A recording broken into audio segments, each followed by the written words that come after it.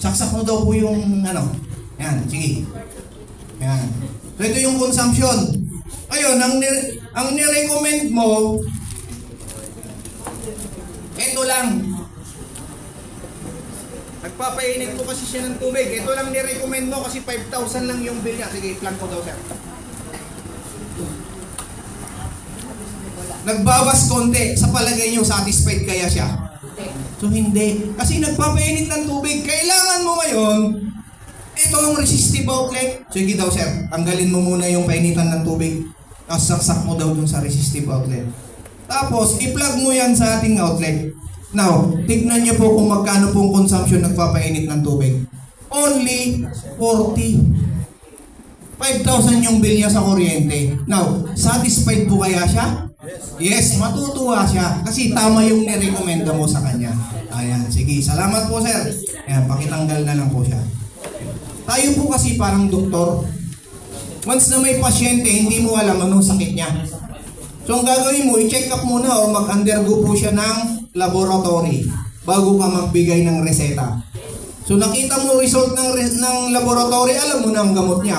Ganun din po tayo. Kailangan maintindihan muna natin kung ano yung ginagamit niyang appliances para alam po natin yung i-recommenda po natin.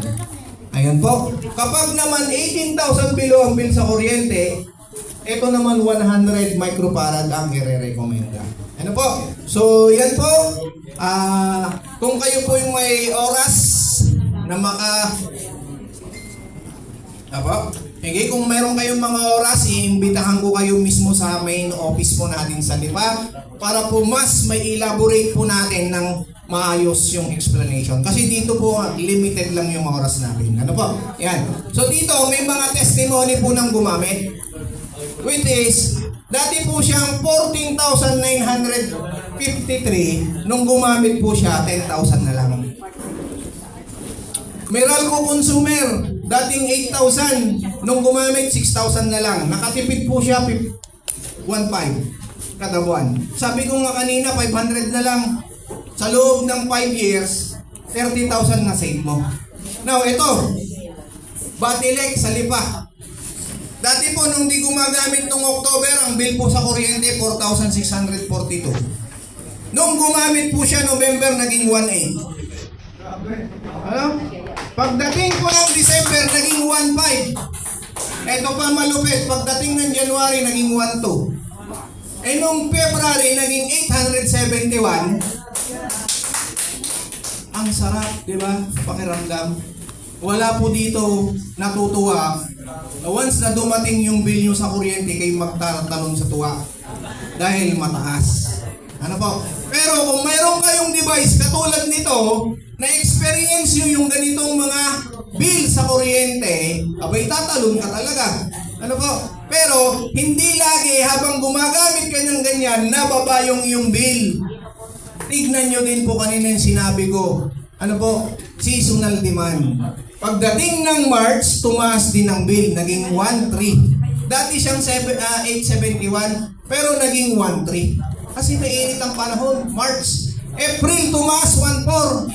Pagdating ng May, nag-2,900, tumaas pa rin.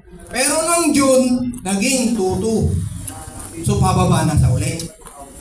Pagdating ng July, 2,000 na lang. Pero, titignan nyo yung original, 4,642. Ang laki pa rin yung natipid. So, ibig sabihin, kailangan natin yung device. Ano po? So, I hope na yung tayong lahat may mga natutunan pagdating po sa pagtipid ng kuryente. Ano po? At kailangan ho natin maintindihan kung paano siya gamitin. Ano? So, itong bill na to, kanino po ito? Sa akin. Kaya alam ko po na ang ginagamit ko po ay yung device natin proven and tested. Hindi po ako matatakot na mag-testimony ng ganito dahil may resulta.